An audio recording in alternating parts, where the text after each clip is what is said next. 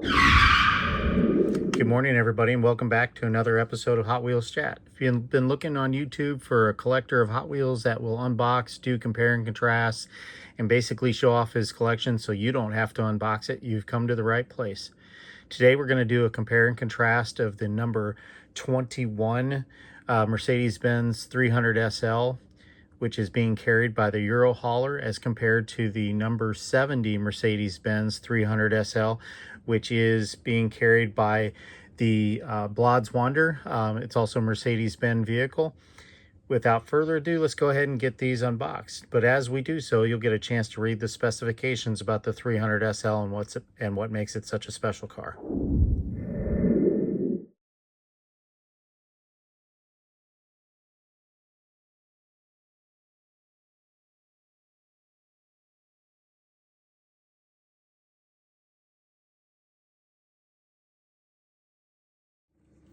Okay, now that you've had the opportunity to read about the specs on the 300 SL, let's go ahead and talk about their team transports. Obviously, the one on the right, the IWC Racing number 68, David Coulthard, Mercedes-Benz 300 SL.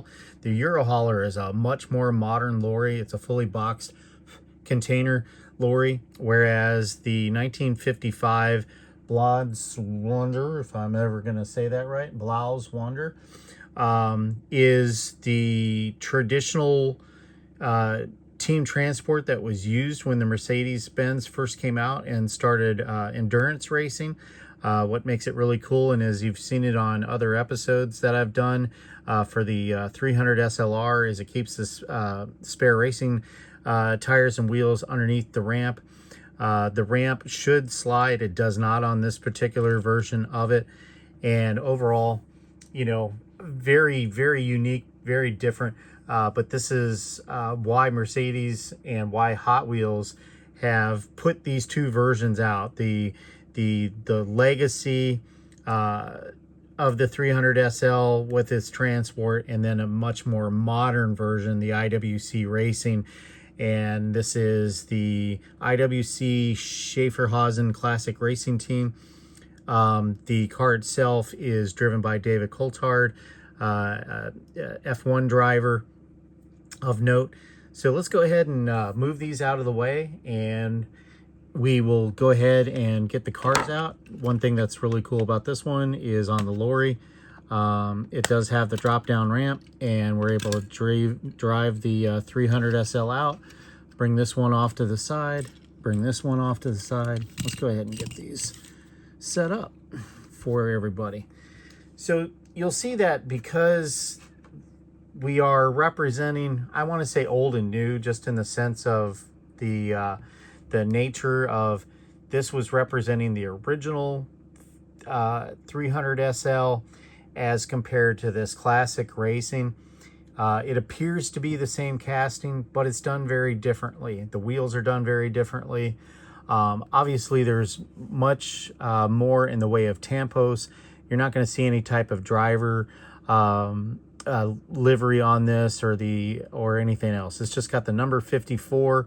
Whomever the driver happened to be, which I didn't do the research on to see who one of many of the drivers could have been for the car itself. But overall, I mean, they've done a really good job.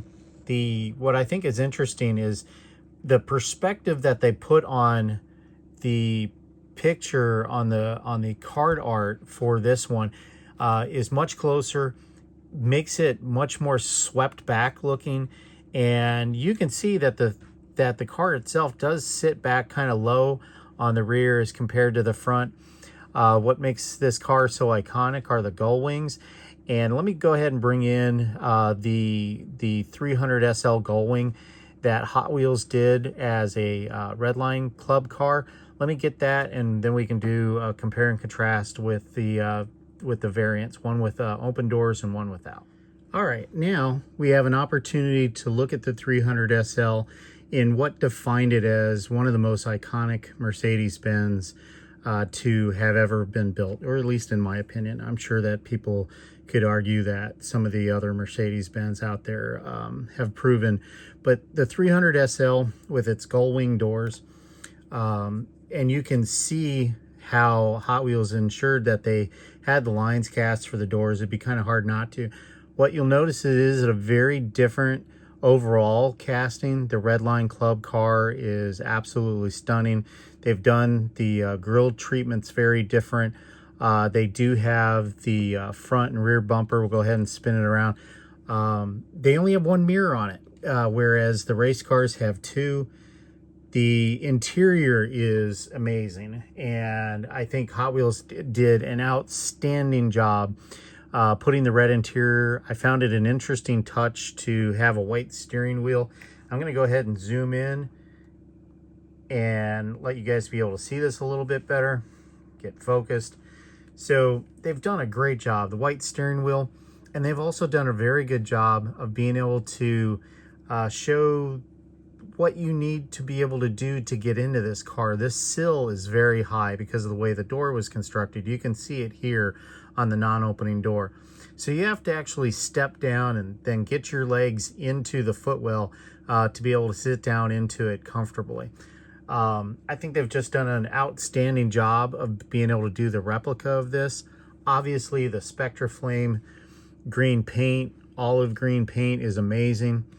What they've also done is they have made sure that they have a beautiful, beautiful set of rear bumpers, the tail lights, and then the I'm going to zoom in a little bit further, so don't mind the camera shake as I bring this in. But the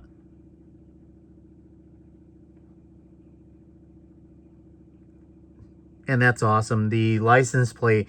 So the 300 SL is the W198. What Mercedes Benz considers the car. So what they've done on the license plate is they've got 55 W198 on it.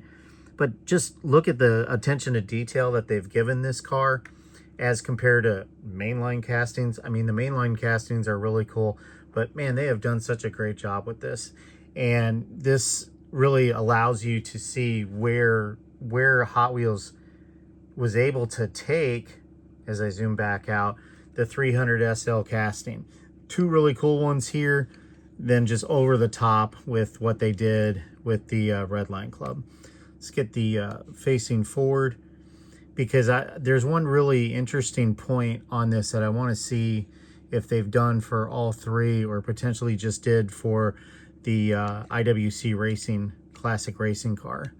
And that appears to be something that they did not do for either of these two, but they did for this one, which is the silver arrows on the headlights themselves. But just wanted to come out today and do this compare and contrast of two team transports, and then basically the OG of the Hot Wheels 300 SL collection, the Redline Club. Whoops, and I just probably caused $1 million of damage if that was real. Because these cars are selling upwards of $2 million. So probably the house in the background, which is a turbopads.es background. I don't get sponsored for these, just absolutely love them. And this house is probably worth less than these three cars combined. You're probably, if these were real cars, you'd probably be looking at $6 to $8 million in cars value-wise, not even with their transports, just the cars themselves.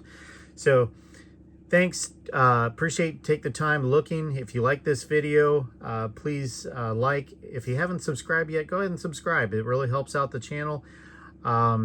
Please take an opportunity to look at turbopads.es. The company that creates these turbo pads are literally mouse pads, and they're really cool. But it makes them super simple to store and to then be able to use and swap out, as you'll see in other videos coming up. Anyways, have a great day.